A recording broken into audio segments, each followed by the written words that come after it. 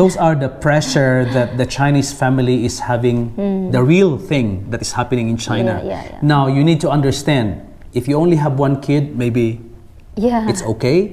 But if you will have 2 or 3 kids and you will be doing this, so where will you get the money? Your hair will be standing. That's why the main reason why the Chinese family now, they don't want the second kid and the third kid. Okay, that's the biggest burger I've ever seen in my whole life. French fries, please. French fries. How I wish I could eat this one. Would you like to have a third baby? Never. If we are very, very rich, we have no need to worry about money thing. Why not? Because more kids, that means more happiness, But the thing is, if you don't have money and you're still struggling with money thing, it's really hard. So I won't. More kids means more, you need to take more responsibility. That's why. And then more money. That's why it's an advantage for the family to only have one kid. You mean one kid? Of course, one kid, all the money saying will go for that kid. You will not separate. So the pressure is less when they only have one kid. And your life quality will be better also. Before I came to China, I was, looking at the Filipino family was just fine, like 3, 4, 5, 6, 7, 8, 9 kids in one family. Was just fine, but that was the old time, okay? That was the old time. But until now in my country, the most at least 2, 3 kids. But you need to ask the young people there, because 10 years you are away from your country. If you have different ideas, you can tell my husband, if they would like, especially the young generations, would you like more children or what? Let me hear from you. But definitely in my country. Because before, I really talked to the young Filipinos, they also prefer one kid.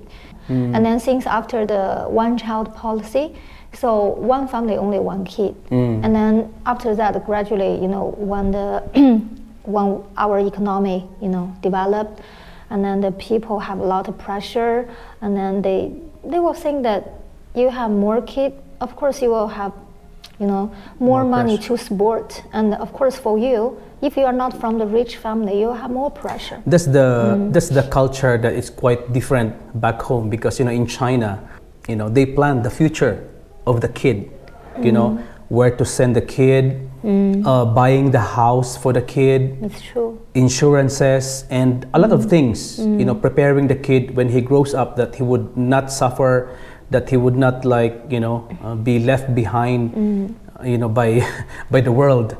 But unlike in my country, sometimes, the people there, they just know that, making more kids, to have more kids, is a blessing. It's right, it's a blessing, but it's a blessing. But I think, as parents, you also have a responsibility to really, take care of your kids, not only to have them for fun.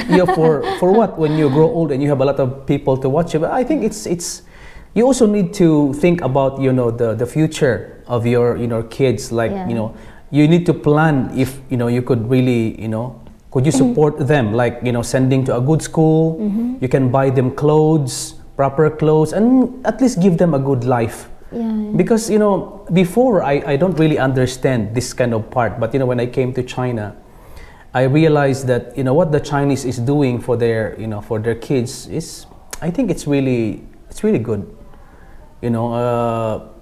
Parents in China, they are not selfish. They always care. They always care about the future of their kids. They plan. They always have like a legacy. Something that they could give to their to their kid or their children when they leave this world. Unlike in my country, it's seldom. For your culture, also have your advantage. For my culture, also have our advantages. For us, our culture, the good part is when kids growing, they can have at least a better life compared with maybe sometimes your country. But the thing is, I appreciate your country there is, when they grow up, that part, train them to be independent. Oh, that part is really good. I like it. Yeah. For our kids, when they grow, of course, we will try our best to support them, the studying things, especially their hobbies. Yeah. But after they have their work, I also, agree with you. Even though we have houses, but we will not tell them that house is prepared for them. Yeah, I also want to ask them to stand by their own feet. Yeah. So to be a man or to be a lady, this Filipino culture, in which is my my favorite part. And even some books would tell that you would not to pamper a kid or to give everything to a kid. It's not really a good idea because he won't learn anything by himself. My wife already planned many things for my son, my daughter, even bought a lot of insurance for them, buying and preparing legacy for my 2 kids. But I told her that, well, it's okay, it's good, it's right, it's a good investment, but you don't tell our kids that we have this kind of I won't. Money for them in the future. So in the future, if they need it, we give it. Yes. But we will train them to stand by themselves. That's why we need to send them to a good school, train them properly to be more independent. That's the best part of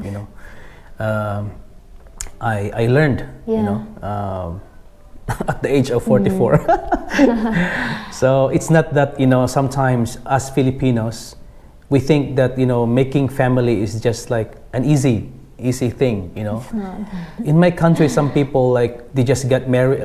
For them it's just like finding a right man and a woman, get married and have kids. Only this part, and the missing link is sometimes they don't think of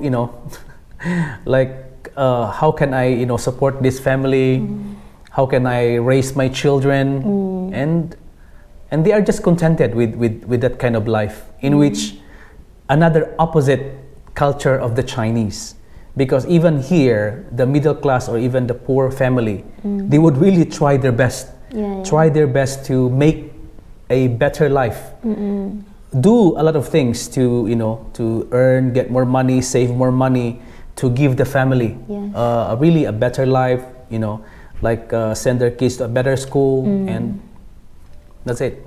Always care about financial things. Financial things. That's Chinese way. Actually, that is true. If you have no money, you cannot do anything. You cannot do anything. Even you survive. Survive. Can you survive without money? Some of our friends, they asked and they saw that we have 2 kids, and they were asking is that okay? You have 2 kids in China, because this is a new policy. So in China now, how 2-3 kids, right? It's allowed. As long as you can have your kids. So open already. We opened this policy. Not long time ago. From last year? Last year, I think. 2 years ago. 2 years. 2 years ago. 2 years. No, they started with 2. Yeah, they start with 2. Still, they allow 2. If you are both of you, if you are the only child, and you can have your second, and then gradually open all. Now. You can have 3 kids, 4 kids. Now it's okay, and they even encourage you to have the 3rd kid. If you have the 3rd kid, and every month you can get some amount money. That's the funny thing, because long time China is so strict with that policy, only 1 child, but now they are pushing. They are pushing to have. They more are pushing Chinese family to have children. more kids, right? Yes. If you will have a 3rd child in China, the government will give milk allowance? Something like that. Milk allowance every month. How much? Little, maybe 300. 300. So 300 times. Probably. Last time I read this news, but I forgotten. How much? 300 something? Yeah, 300 something. That time I compute this money. It's so small, even not enough for 1 can of formula. So 300 times 8. Yeah. 2,500 pesos each month. But anyway, in my country, the government doesn't need to encourage because there's no limit. You have enough. Yeah, there's no limit back home how many kids. You have enough kids there, I think. Now even the government push the family to have 2-3 kids. Now the family doesn't want. Before they want, but now the family they don't want second or third child. And even some family they don't want any kid. So much pressure for you. Yeah, I can see that. If you have only one child and you can put all your effort or your money will go for this kid, so you will not think about too much. But if you have more kids, of course, double your effort and double your income. But if you don't have much ability to earn more, it's really hard. That's why they prefer to only have one kid. So just like an example, so they will understand what kind of pressure are we talking about. The standard school, private school, how much do you pay in one term? Private, 10,000 above. One term, one semester, right? 6 months. 6 months only. 10,000. So 1 year, that means 20,000. That is RMB. RMB. Can you imagine that? Okay, just like honey school, right? Kindergarten school in China, for a year you need to pay 20,000 RMB. That is RMB. That is only a very common one, huh? Yeah, a very common kindergarten, not the famous and expensive one. I didn't tell you the very higher one. 160,000 pesos a year. That is only for the tuition alone. Yeah, for the tuition alone. And but plus, in China, we're fond of finding all the hobbies for your kids and then send them to the training schools. No, number one. Okay, that's number one. We'll make it. Okay, number one. Tuition for your kid. Yes. Like kindergarten. Can you imagine 160,000 pesos a year? In which in my country that is already, it's really hard. It's really hard already to earn that kind of money even a year for us, common family. And then number two, in China, they the kids should study. Aside from their academic, they study piano, they study painting, dancing, taekwondo, drawing, and taekwondo or martial arts. So it's a must for kids here to learn, to keep them busy during the weekends. And the third thing, insurances, and it's not cheap. It's very expensive. The fourth one, you need to buy a house for your kid, especially if you will have a son. You need to buy him a house. Of course, plus 1 year the eating and the clothing. Yes, not including the food, the eating, and you need to bring your kids to the mall, to different places in China to play and stuff like that. So those are the pressure that the Chinese family is having, the real thing that is happening in China. Now you need to understand, if you only have one kid, maybe it's okay.